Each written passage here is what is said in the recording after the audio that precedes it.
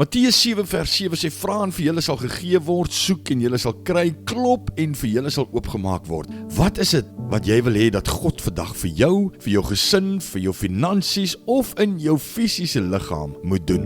Wat dit ook al is, maak nie saak hoe onmoontlik ander verklaar dit is, ongeag of jy dink dit kan gedoen word of nie, vra hom om presies te doen wanneer jy soek. Vra in Jesus se naam, dat watter berge ook al verskuif moet word, verskuif sal word. Vra dat enige deur wat ook al oopgemaak moet word, oopgemaak sal word. Vra dat watter krompad ook al reguit moet wees, reguit gemaak sal word. Lees Jesus se woorde in vandag se skrif hardop en glo sy belofte. Elke hindernis kan verbreek word en elke ketting van slawerny kan vernietig word deur hom wat ons vrymaak. Diegene wat sonder hoop is, kan deur God van alle hoop met hoop vervul word. Gesinne wat gebroke is, kan deur ons groot verlosser herstel word. Swak liggame kan versterk word en siekes kan genees word deur sy genesende aanraking. Nuwe besigheidsgeleenthede kan oopgemaak word en voordeel sal rus op jou. Jy kan van vandag af geseën word in jou uitgaan en in jou inkoms. Vra hom dus nou en ontvang. Here, baie dankie vir u beloftes in die woord. Here, ek vertrou dat u kan doen wat u sê u kan doen.